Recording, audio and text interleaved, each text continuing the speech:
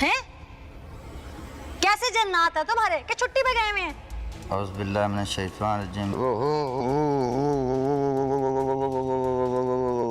जिन कहाँ है? हाजिरी नहीं हुई।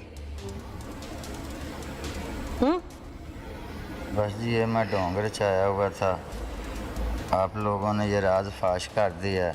ये लोग मेरे बातों में आ जाते थे। इसके ऐसे कितने वाक़यात या किस्से सामने आए हैं कि जहाँ ख्वातीन की इज्जत भी पामाल हुई हो?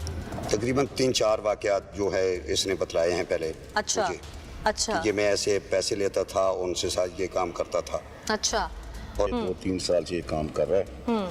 ये लालची किस्म का आदमी है, सादा लोगों को ख्वाब दिखा के और उनको गलत बातों में फंसा के उनसे पैसे बढ़ता। यहाँ भी इसने 50,000 रुपये उनसे लेने का वादा किया था। कुछ 5,000 रुपये इसने पहले लिया है। अच्छा मुझे बताइएगा कि जो फीमेल है उसकी कंडीशन कैसी है, किस हद तक वो जल चुकी है? देखिए ना, 10 मान लकड़ के जब बड़ी लकड़ के कोले बनेंगे तो वो तो उसके नज़दीक जाओगे तो जल जाएगी हर चीज़, उसके जिल्द चेहरा जो भी था। और फिर धुआं था उस पर, ये वो फेंकता था बीज वगैरह मुख्तलिफ चीज़ों के, और वो उससे बच्ची बेहोश भी होगी। यहाँ जो इसको लाने वाले थे साथ या जिन्होंने इसकी को थोड़ी बहुत पुष्टपनाई की है, वो हमने FIR में दिए हुए हैं। उनके खिलाफ FIR भी दर्ज इसके साथ है। क्या नाम है? मासूम इमाम उर्फ बिच्छू बाबा जी। बिच्छू? हाँ जी। बिच्छू? हाँ जी। कब से कर रहे हो ये काम?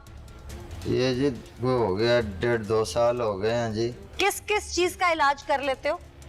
मैडम ये बिच्छू वगैरह डसा हो, सांप वगैरह डसा हो, तो बच्चे वगैरह डरते हो तो ऐसे दम भी कर लेते हैं। अच्छा जी। ये कहाँ से इल्म लिया और कितना इल्म है, जरा उस पर रोशनी डालो।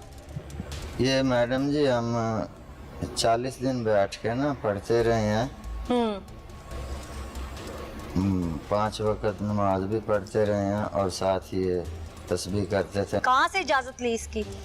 ये एक मलंग थे जी, वो आए थे हमारे मोहल्ले में, मैं रिक्शा चलाता था तो उन्होंने मुझे इस चीज़ की इजाज़त दी थी। हमारे दीन के रुकन कितने हैं? अरकान इस्लाम जिसे कहते हैं 5। कौन कौन से? हज, ज़कात। हज, ज़कात। नहीं पता। Sorry madam. नहीं पता आगे? नहीं जी। अच्छा। ईमान की सिफतें कितनी हैं? कितनी है? ये ईमान की सिफतें जी पता नहीं जी। नहीं पता।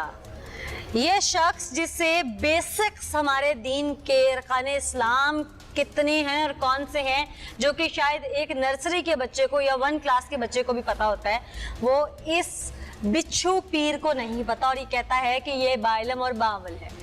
इसको जब बच्चा नूरानी कायदा ख़त्म करता है तो सबसे पहले उसे ईमान की सिफतें और चंद छोटी छोटी चीज़ें याद करवाई जाती हैं। इस शख्स को वो नहीं पता और ये कहता है कि बा-इल्म और बाअमल है। अब ये कितना बा-इल्म है और कितना बाअमल है, इसका अमल वो मैं इसी के मुंह से आपको सुनवाती हूँ। ये जो इलाज करते थे ये किस किस तरह से करते थे पढ़ाई के अलावा?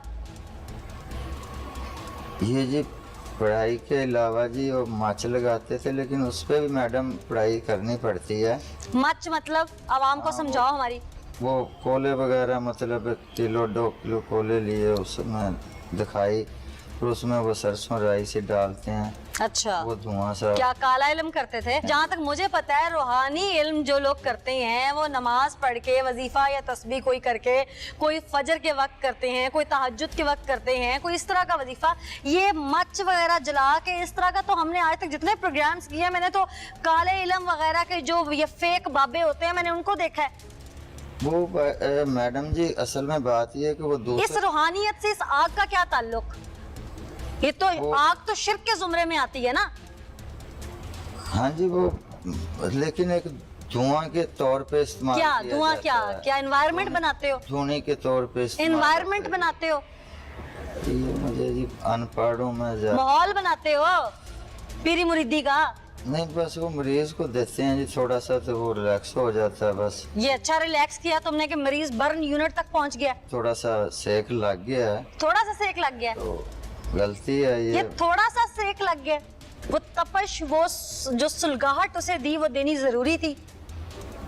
नहीं मैडम, वो ज़रूरी नहीं थी, बस वो साथ मेरे वो उनके भाई भी थे, तो वो मैं मंच पे खड़ा पढ़ाई कर रहा था, तो धुनी उन्होंने दी थी। एक मिनट, ये कहता है कि उसके भाई मौजूद थे, मैं सिर्फ वहां खड़ा था और कोई वजीफा कर रहा था, जो कि पहली बुनियाद ही इसने शिर्क से शुरू की, आग जलाकर, आग के गिर्द इबादत और ये वो सब। ये तो हम सुना करते थे ज़माना जाहिलियत में, जब हमारे नबी ने आके लोगों को इस शिर्क से निकाला था। खैर, ये शख्स इल्ज़ाम लगाता है बिच्छू पीर, मैं पढ़ रहा था और उसके भाइयों ने उसको सुलगाहट दी। सबसे पहले हम उन्हीं की जानिब चलते हैं, उस फैमिली की जानिब, कि कोई अपने बच्चे को या अपनी किसी भी फैमिली मेंबर को इस तरह से सुलगाहट देकर इस हद तक जला सकता है कि वो आईसीयू में, बर्न यूनिट में जिंदगी और मौत की जंग लड़ने तक पहुंच जाए, या उसकी जिंदगी की सांस की डोर कब टूट जाए। क्या वो ये सब करने के लिए इसको इसके पास लेके आए थे?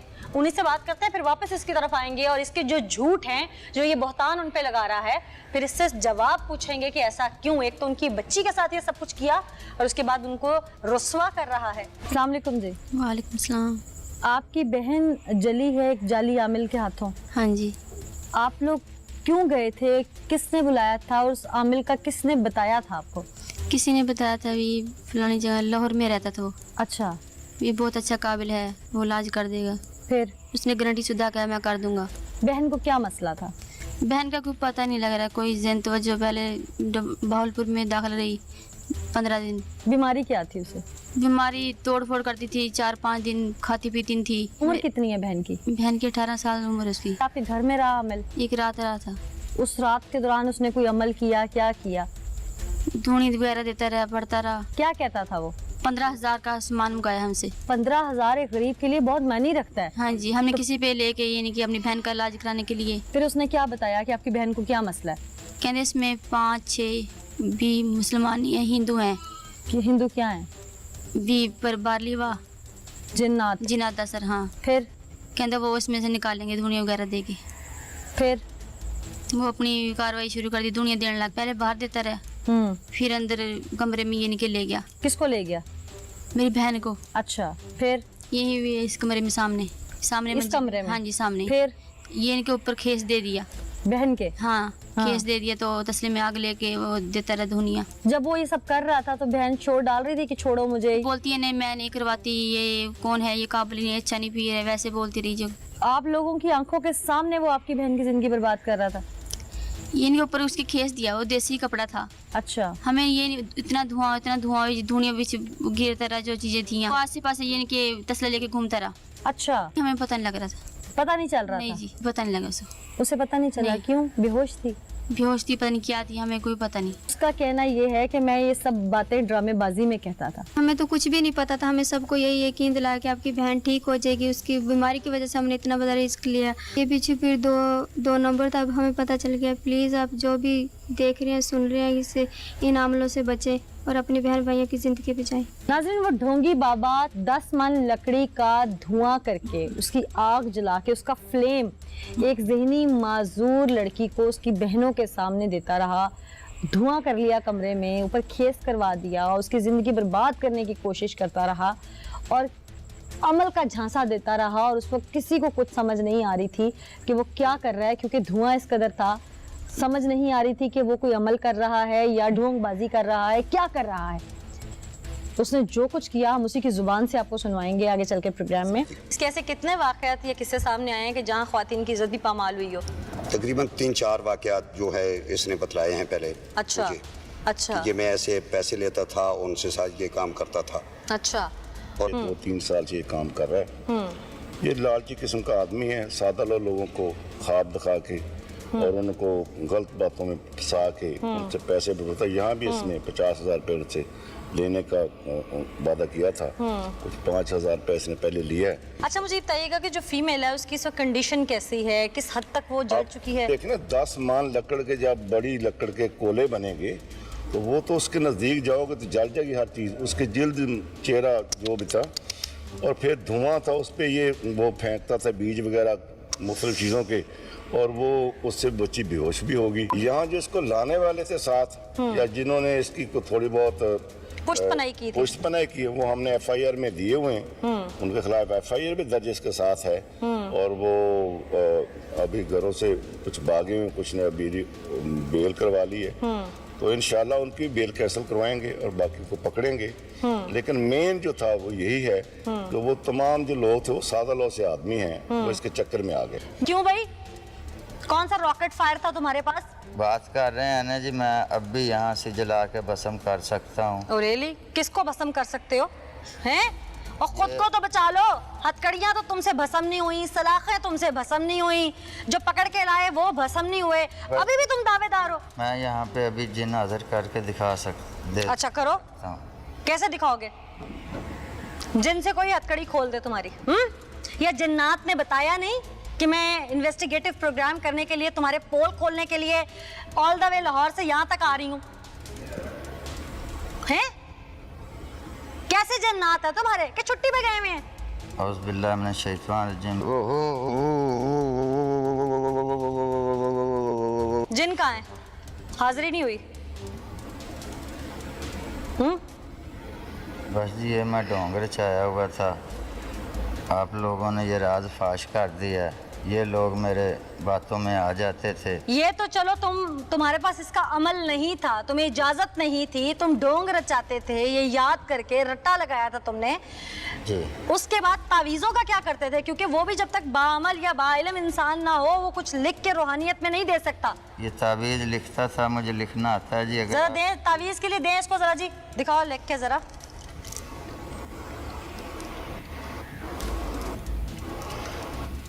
जिन हाजिर हो जाएगा इस तावीज़ से? हैं? मैडम यहाँ तो नहीं हो सकता, लेकिन क्यों यहाँ क्यों नहीं होता? जिनको पुलिस वालों से डर लगता है, थाने से डर लगता है, या कैमरों से डर लगता है? मैडम आप समझदार हैं, ये लोग आ जाते हैं बस वर्गलाने में।